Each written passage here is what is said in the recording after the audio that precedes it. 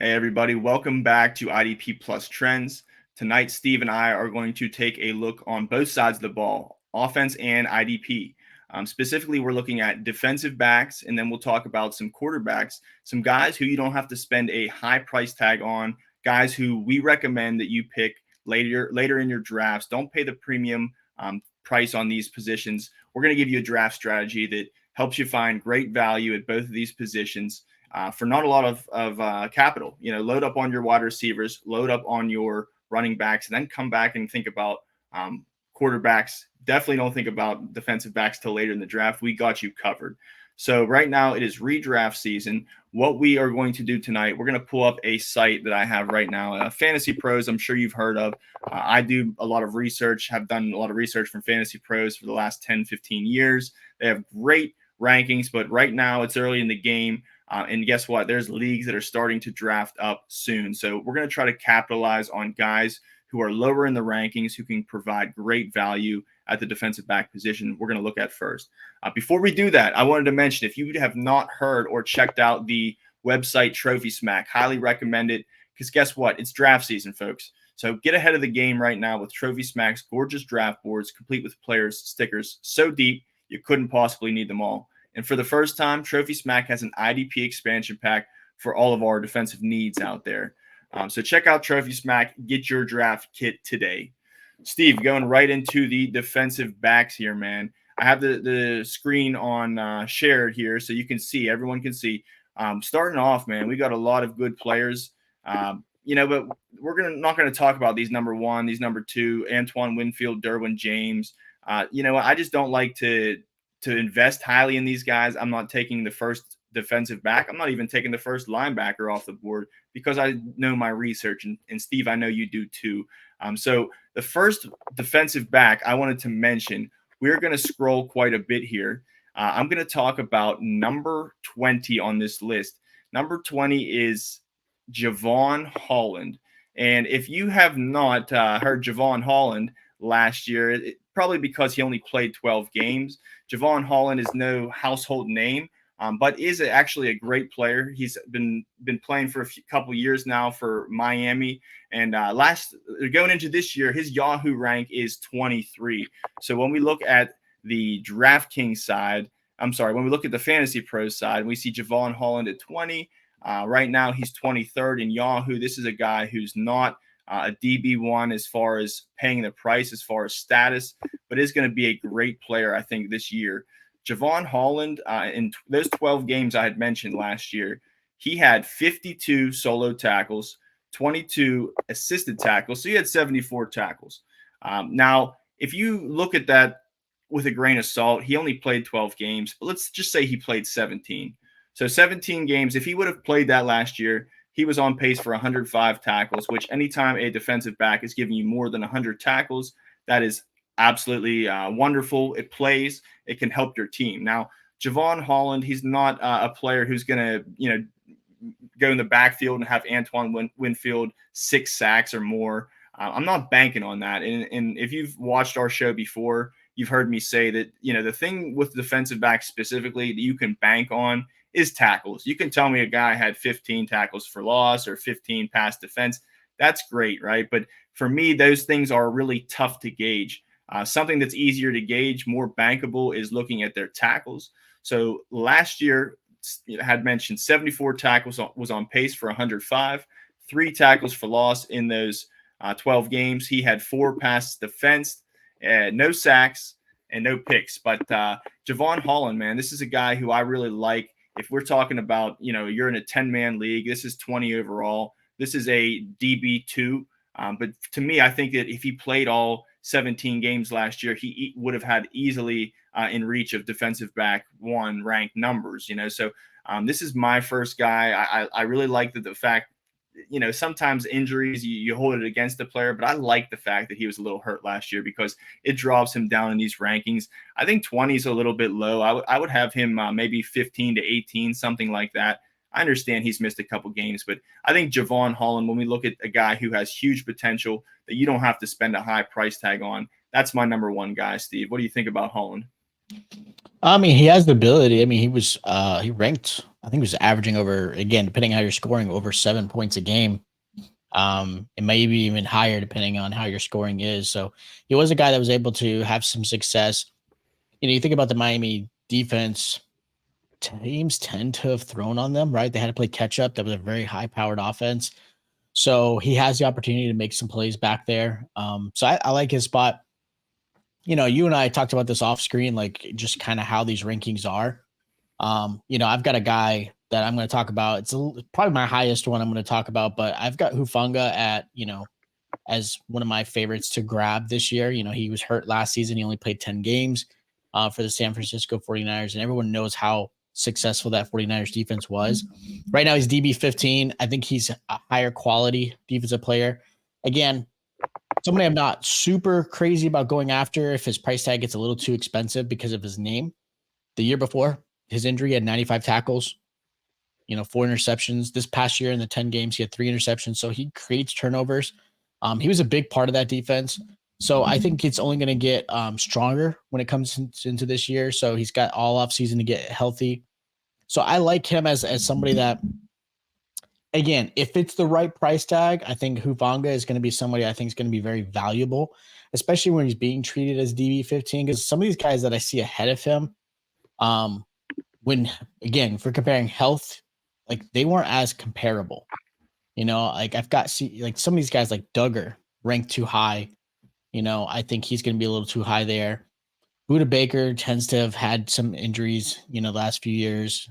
So I think Hufanga's not I think he's going to be, again, someone that might get too pricey, but I think if he falls to you in the right spot, I think he's going to have really strong value into 2024. I love his tackling ability. And again, he creates plenty of turnovers. Yeah, man, I like Hufanga a lot. 15, nice price tag. This is not gonna. If you're in a 12-man league, this is this is a DB2 for you. So definitely not a high price tag. He can have DB1 type numbers. He already had a fantastic season. Last year got hurt, a little bit disappointing, but again, a guy who had injuries and maybe is slept on right now, not on people's minds, not put on the back burner. So Hufanga definitely fits the bill. So those are our highest ranked guys here. For me, I'm going to run down the board quite a bit here, and I am going all the way down because, like I said, this is such a volatile position. I mean, this is you sit back and wait because we're finding these jams for you, these big hitters back down in the 40s. I am looking at 42, a name that many people isn't a household name yet. Many people might know, but is definitely not. Looking at these rankings, somebody who's going to be jumping off the boards very early, and that's Julian Blackmon, man. I'll tell you what, Julian Blackmon, last year I did not pay this guy attention. I thought, man, he was a cornerback. That's usually not my MO when looking at IDP. I want the tackles, and as a cornerback, he was a little bit volatile. He was not producing at that level, so I did not highly consider him. But boy, I was wrong. Last year in Yahoo, he finished as the 26th defensive back. He only played 14 games. He actually played 15. If you look at his stats, really would say 15, but he only played a couple snaps into that 15th game. So really, I'm going to take this into perspective with 14 games played. Right now on Yahoo, he is 27th. Down here in Fantasy Pros, he is deep. He is 42, even better because people are sleeping on him right now. And let me tell you a little bit about Julian Blackmon. In those 14 games last year, he had 65 solos, 23 assists. So he doubled the amount of solos than assist had. I play in leagues where I get 2 points for solo tackle, 1 an assist, which I really like. If you play maybe 1.5 for a solo, 0.75 for an assist, it's a little bit, watered down, the tackles. But, man, tackles, like I said, is the thing you can bank on. He had 88 total tackles in those 14 games. Again, looking at over 17 games, let's just say he played them all. He was on pace for 107 tackles. So a fantastic season that would have been for Julian Blackmon. And, hey, this is not a guy who's just going to get tackles. Last year, he had 5 tackles for loss, which was actually, when we look at defensive backs, 22nd best, which that's good. That'll play. He's in the top 25. Can't argue that with only 14 games played. Passes defense, that's a really good stat for Julian Blackmon, he had 8 in his 14 games. He almost had an Odell Beckham Jr. Type of interception last year if you watch the Colts. So this is a multifaceted player, 4 picks, which was actually 18th in defensive backs last year, only 14 games played. So Julian Blackmon, when we look at the Colts, I think that a lot of people expect them to do great things on offense, and so do I. So if you're thinking that, man, I mean, if you're a good team, you're scoring a lot of points. Teams are going to have to throw. They're not going to be running, just running the clock out on the game. I think teams are really going to have to throw against the Colts this year. They really didn't bring many people in to really put Julian Blackmon's position in question. So I think he's an unquestioned starter there. I like him as a mid-range DB2 with DB1 upside. I'm sure if you rostered him last year, you really were surprised and really happy with the production he had. Majority of his games, I want to say 11 out of those 14 were with 5 or more tackles, which plays, man. Like I said, it's not just all looking at tackles here with Julian Blackmon. He does the tackles for loss. He does the picks. He has it all clicking, and hopefully he has it all clicking this next year in 2024 and, stays healthy. I think Julian Blackmon's a name that's very underrated right now in IDP. Steve, back to you. Yeah, I think he's going to be a nice one. Again, just the way these rankings are kind of playing out, I think a lot of people are going to be able to take advantage right now. I know some people may start a little bit later. Like me, I draft my redraft leagues probably closer to mid to late August. But again, we talk about know your league mates, and a lot of your league mates are using rankings like these that play a factor in how they're going to draft. So we're talking about some players that are going to have some really strong value. Like I've got Jordan Fuller, who's ranked DB 31 right now. And I think he's got a lot of value. Like I said, and like you said, if you're very heavy into tackles, Fuller, I think, has got some value. He's going to a new team, going from, the Rams to Carolina. They are a team that we'll see defensively how they play out. But Fuller, again, not a big turnover guy, but he had 93 tackles last season. He had 113 the year before before he got hurt. He had 113 tackles. So he's a guy who's going to get you plenty of tackles your way. So if you're getting, again, plenty of points, whether it be solos or assists, he's going to be someone who's going to be consistently near the top when it comes to that. Now, one thing I would like to see out of him is just a little bit more into the turnover game. You do want to see some interceptions, but that's not the kind of player he is. He's more of a run, help, stuffing type of defensive back, which I think is going to be still valuable. Again, 100 tackles, very easy. Like that's someone I think can easily do this season for the Panthers. Just because I think just how this defense is going to play out. So I'm excited. DB 31, there's a lot of other players that are ranked higher that I would not take over him at all. So again, someone you can grab later in the draft that's going to end up probably being a strong DB2, maybe a low DB1 for you. Man, I love Jordan Fuller. I had him my rookie year. Did great things. Him and Taylor Rapp, which I won't mention Taylor Rapp on this episode, but definitely a guy who I also love this year in Buffalo. But man, Jordan Fuller, and I say one thing about him in Carolina, kind of you look at the backfield duo. A lot of teams only play 2 safeties, right? So looking at a team like Carolina, I mean, they had Jeremy Chin last year. He was unproductive. They had Xavier Woods, which they still do. Man, I'm licking my chops him playing next to Xavier Woods. Xavier Woods is not somebody who's like an Antoine Winfield, stealing the attention, stealing the limelight, making all the tackles. I think Jordan Fuller is definitely in full control of this backfield. He's definitely the guy you want to own, and I agree with you, Steve. I think Jordan Fuller is going to climb quickly up to the mid 20s, early 20s in the rankings here soon, as he should. So definitely a guy who I'm taking as my maybe second defensive back, and a really sneaky one. The reason why I say second is because I don't think he's going to have to go. You're not going to have to pay a DB1 price tag on him for sure. So Jordan Fuller, great sleeper there. Great guy to target. My next guy, man, I'm sliding down real far here. This is a guy who did not stay healthy, has not, really stayed healthy much in his career, but I'll tell you a little bit about him. I'm going to talk about number 53 here on this. No, I'm sorry. It is 46. My guy, Amani Hooker from Tennessee. All right, Amani Hooker, last season, he only played 13 games. He actually only became a starter last year on the Titans. He's still young. He's 25 years old. last year he finished 39th in the as far as defensive backs on Yahoo. This year, if you look at Yahoo specifically, he's not even ranked. They don't even have he's straight biscuits, straight zeros, NA right now for Yahoo. So this is an outlier, somebody who people really, whether it be the injury or we're looking at rankings right now. Here we go, Fantasy Pros, he's low. Yahoo, he's not even in the rankings yet. So Amani Hooker is completely off the radar. But in those 13 games he played last year, like I said, man, he has a lot of injuries. Last year, I think it was a lower leg injury, might have been a knee or a hamstring, but it cost him the remaining 4 games. But in that full-time role that he assumed, he did great things. He had 69 solos. He had 16 assists. Man, that's crazy. In 13 games, you had 69 solos and 16 assists. You know, you'd like to see those assists be in the 60s too, but hey, you can't have it all swinging. But the fact that he's having solos at that crazy rate, 85 tackles overall in those 13 games. Again, looking at my magic stat here, if you played 17 games, if he would have stayed healthy the entire season, he would have totaled 111 tackles, which is tremendous. This is a guy who, you know, like I said, cannot really, you know, looking back, he hasn't really stayed healthy, but I'd like to see him have a full 17. And I'll tell you one more thing about him in this situation is looking at Amani Hooker.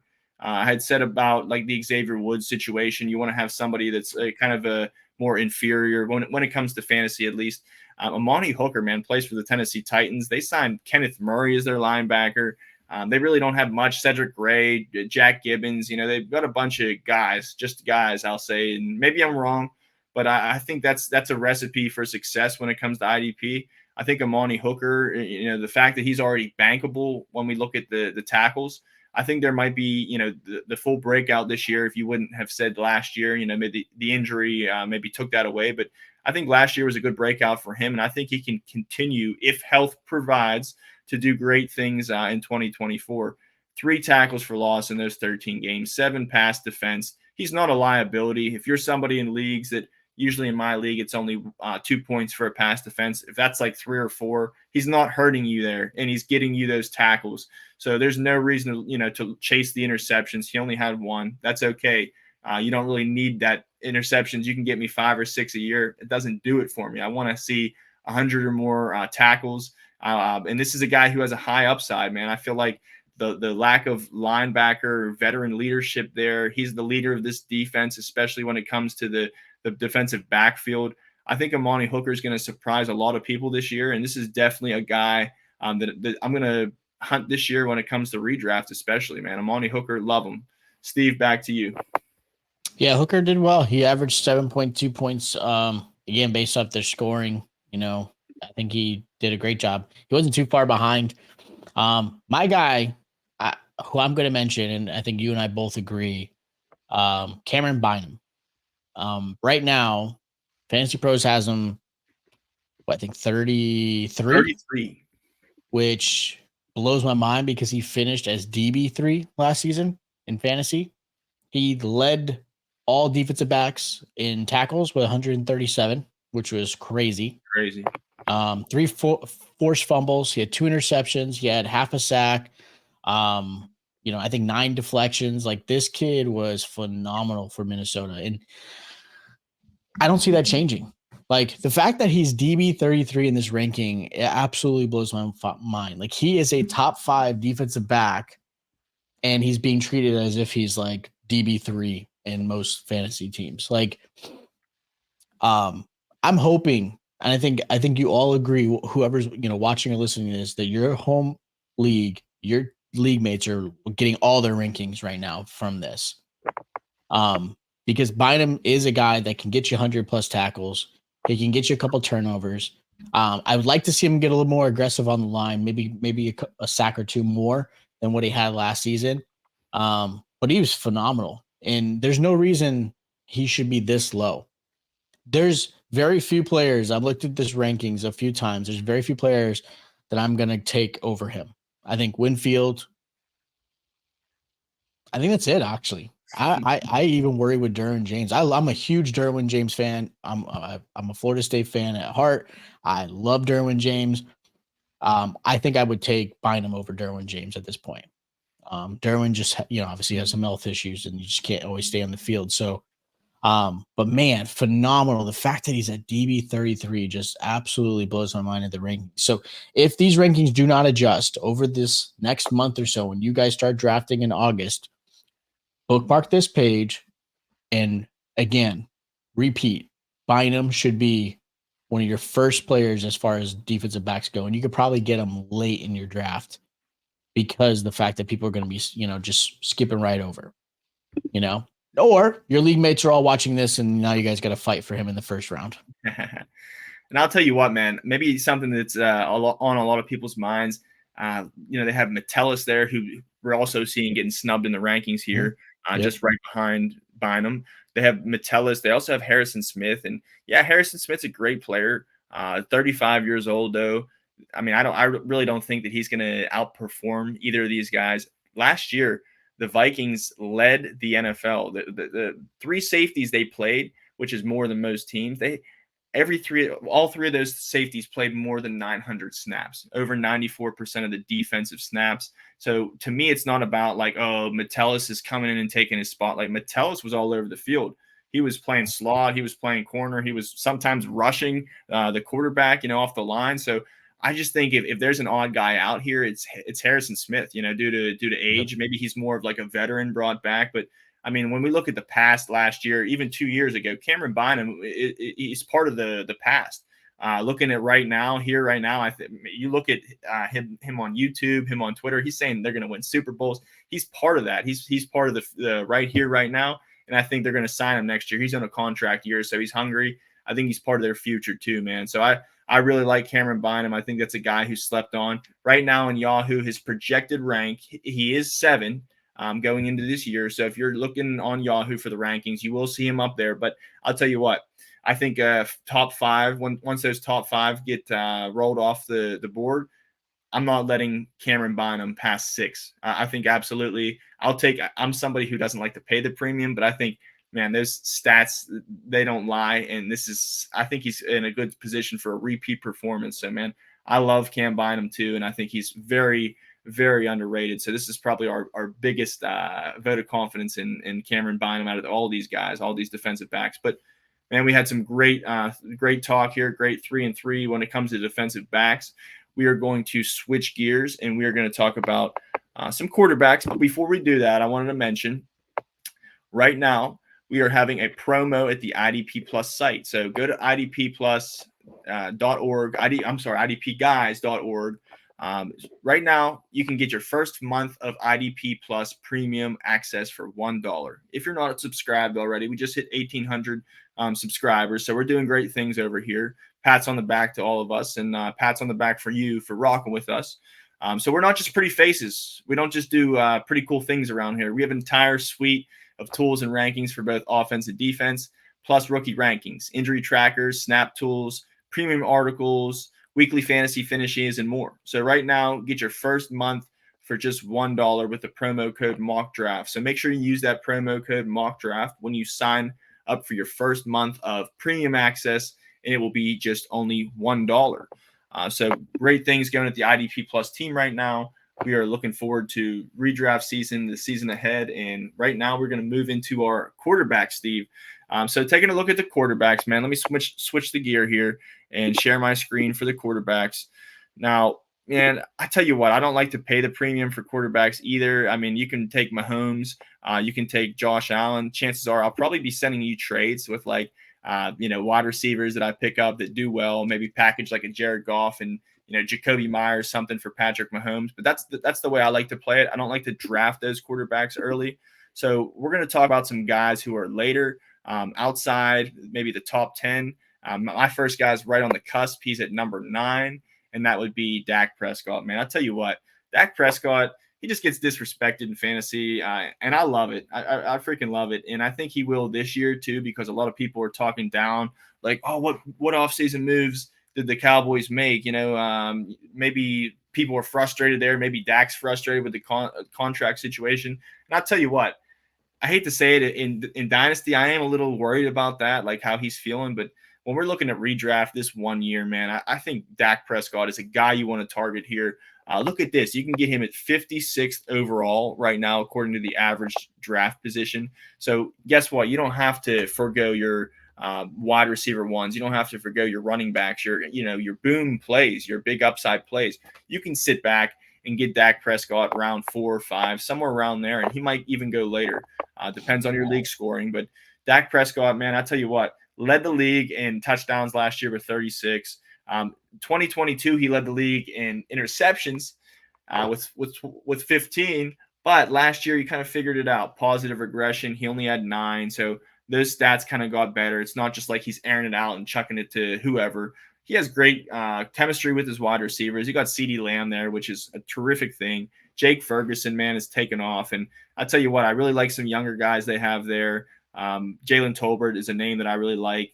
Still got some other good vets there too. So not much has changed around this Dallas offense. And to me, that's a blessing because Dak Prescott throws the ball so well. And when we talk about like real life, you can say whatever you want, but fantasy football, you can't dispute it. He's definitely a top dog. And this is not first, second round. You're going to have to pay for Dak Prescott. So he's in a contract year. I think that, as far as the motivation, doesn't matter if he's upset or he didn't get paid yet. Bottom line is when the lights come on, he's going to go out there and try to ball with his boys.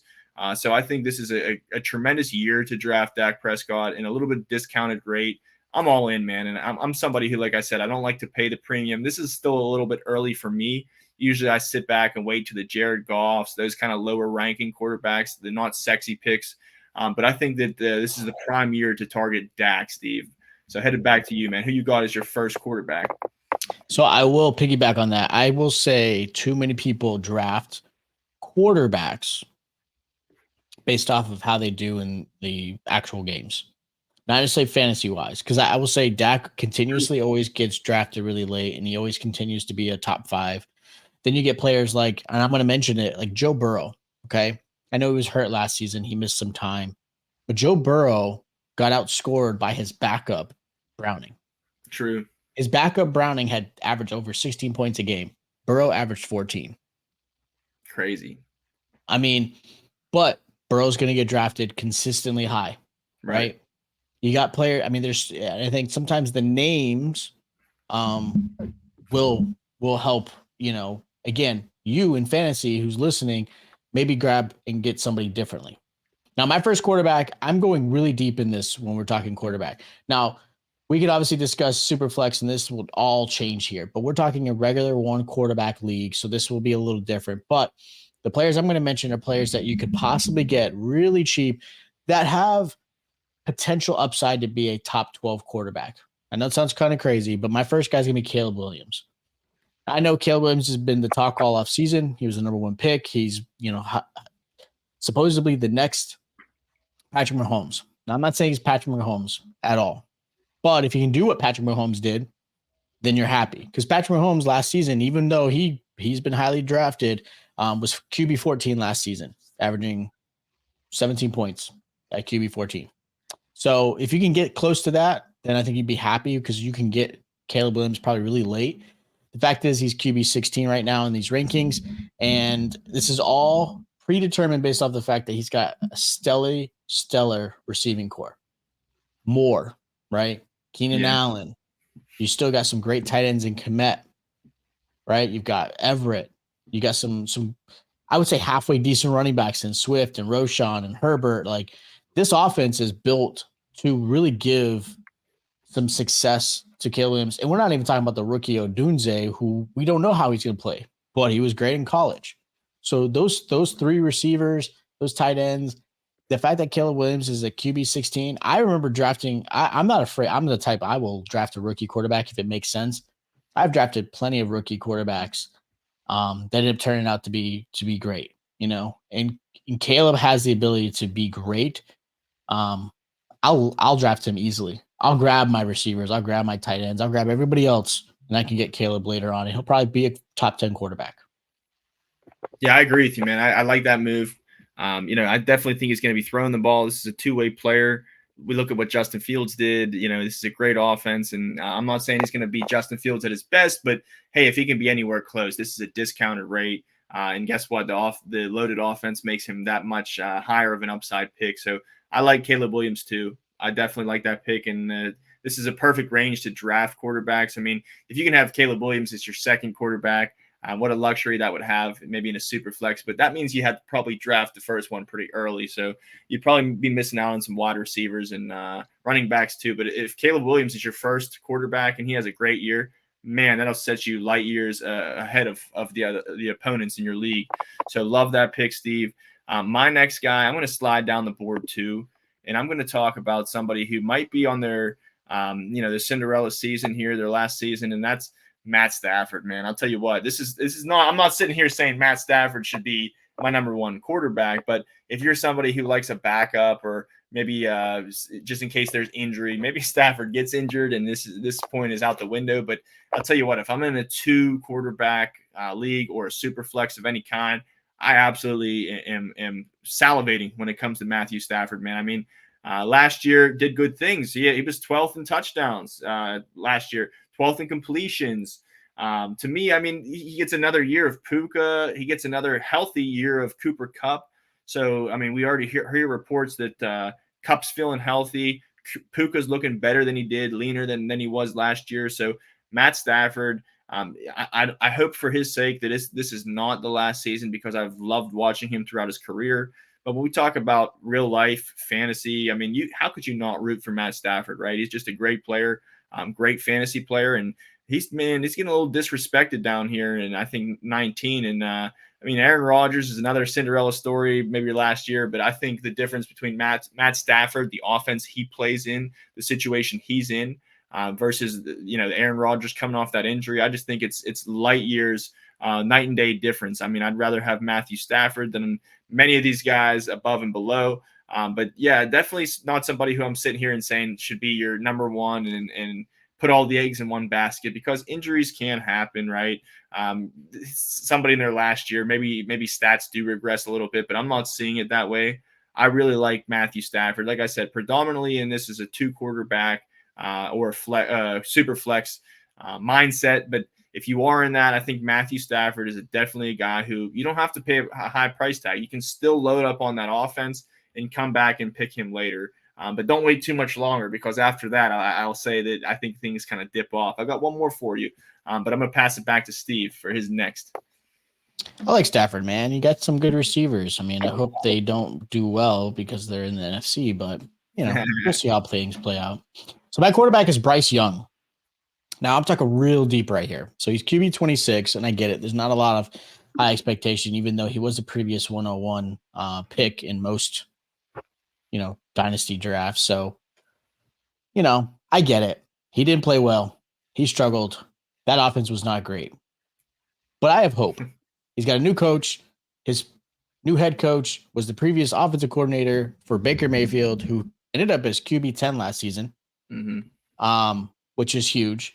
Then Bryce Young now has Xavier Legette, Deontay Johnson, and then now Jonathan Brooks. So this whole offense completely changed. There's no way he's going to finish lower than QB 26. It's just not going to happen. Do I expect him to be top 12? No. But I think he can secretly get you into that QB 15 to 18 range. Somebody who's going to be a great backup player that you need to have on your team. And then now, if again, we're introducing Superflex in this, he's going to be a phenomenal QB2 based off of that. But right now at QB 26, with the additional weapons that he's been received, a better head coach, a better coaching staff all around, there's only, I think, hope. I just think he's going to have some great value. Again, he's probably going to be on your waivers, but he's somebody you can definitely grab, and I think I would hold on to just because I think the potential's there. Yeah, I agree, man. I think that they're not going to run it back with last year, whatever happened. I mean, they're going to throw the ball a lot. Probably, I'd say it's safe to say they're probably still going to be down in games. I don't think they're going to be a Super Bowl contender. I don't think you do either. But yeah, I think that Bryce Young, man, is going to be definitely miles ahead of where he was last year. Definitely like the surrounding cast. He's got good pass catchers everywhere surrounded him. So they did great things. As far as get him help, get him protected. Don't have him get sacked so much when, hey, it doesn't matter who's back there. If you're getting sacked, you really can't look good. So I think you're right. Bryce Young is going to turn the tides here in year 2, and I'm definitely making trades for him in Dynasty right now because I'm with you. I think he's going to flip the switch. So like that pick a lot. For my last quarterback, my third, I'm going to go further down, even than that. I'm sorry, not further down than Bryce Young, but further down than my last, Matt Stafford. I think this guy's getting a little bit disrespected, kind of like Bryce Young. Maybe not as much because he's a little higher, but man, Baker Mayfield. This is just this is the quarterback that I want. Stafford, yeah, it's a 2-quarterback league. Dak Prescott, if the price is right, if he falls a little bit, depends on the scoring. But hey, I'll tell you what, as far as a guy I'm all in on, this is a guy. It doesn't matter the scoring, as long as you get points for throwing and scoring touchdowns, which is every league. I'm taking Baker Mayfield. I'm jumping around early if I have to. If we're getting this low and we're talking Aaron Rodgers, Deshaun Watson, man, I've waited too long because at that point I think Baker Mayfield in drafts this year is already going to be off the boards. We're talking about a guy who was 9th in yards last year, passing yards. He was 7th in touchdowns with 28, which is tremendous. 10th in completion. So there was a point in time where it was like Baker Mayfield. He was kind of like a mobile quarterback. He really didn't set the world on fire. He just had barely over 150 rushing yards. And man, that's a breath of fresh air because you don't want to rely on that, just being a running quarterback. And Baker Mayfield showed that that's not the case last year. He had a great, tremendous year. Actually, I wrote him off. I wasn't high on him at all. I wrote him off, but guess what? He didn't write back. He was 10th in completions overall. We get another year of Mike Evans. Chris Godwin's moving back to the slot. Cade Otton's another guy. If you watch the tight ends video, very high on Cade Otton. Made some great grabs in the preseason already. So I'm excited for it. Like I said, I don't think in when it comes to your leagues, if we're drafting on another month out from here, I don't think he's going to be at 22. I think Dynasty Fantasy Pros will make the adjustment, and people in your league will too. But I'll tell you what, if we're looking at the top 15 quarterbacks, maybe Trevor Lawrence, you can make a case. But outside of that, man, I'm taking at 15 or 16. I don't think Baker Mayfield slips any lower than that. I think that's the absolute floor for him is the top 15. And I wouldn't be surprised if he had another top 10, top 12 year. So this is just a guy who I think is a great get in any kind of league that you're playing in, redraft, dynasty. I'm not worried about it at all. I'm throwing all the history behind all the rough times he had through his career. And I think Baker Mayfield, what we saw last year, is really who he is. So that's my number one guy. I saved him best for last, but he was the lowest, so had to. So, Steve, going back to you one more. All right, so I'm going to finish it off. I am going with Danny Dimes. Here's the deal. I get it. I'm sure every New York fan wants Daniel Jones gone. He was overpaid, and I do agree. I think he was overpaid. You based off of 1 year. But in that 1 year, he finishes QB9 in fantasy, get over 700 rushing yards, and I think people forgot that already. So last year, he only played a few games. I think he played 6 games total. In those 6 games, if you average out what he rushed, he would have actually finished fourth in rushing yards for quarterbacks. It only Hurts, okay? Fields and Lamar Jackson was ahead of him.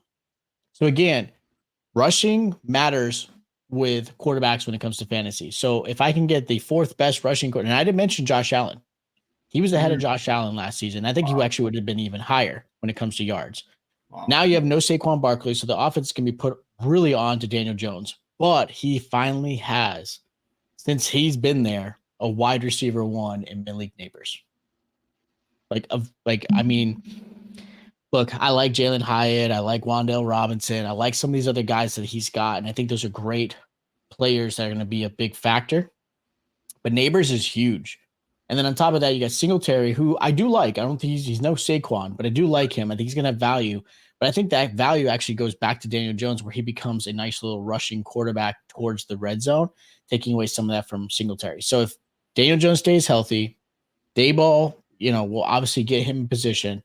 I think he can get 600-700 yards again on the ground, 25 touchdowns in the air, maybe 5 to 8 in the ground. I think he can finish, again, top 10. That's the kind of capability that he has because of his rushing ability that everyone is absolutely forgetting about. The fact that he's right now at QB, I think 27, man, everyone's written him off. And I get it. He was hurt last season, but give this guy one more chance. And this is coming from a Cowboy fan. Now, secretly, I want him to come, be there because, he's horrible. But in fantasy, I'll take Daniel Jones. I think his value is very, very strong because of his rushing ability. And I like this Neighbors pick. I think Neighbors is by far the second best wide receiver, almost best wide receiver in this class, even with Marvin Harrison Jr. I'll tell you what, man, I like that too. I agree with that. As far as when we look at the quarterback play, I'm a little worried about Kyler Murray and Marvin Harrison Jr. there. I'm not really as worried as much as Daniel Jones in the Malik Neighbors situation. I think Malik Neighbors is just going to get fed. If Malik Neighbors does well, that means Daniel Jones is probably doing well too, and he can rush like that. Like you said, man, more than Josh Allen. That's crazy.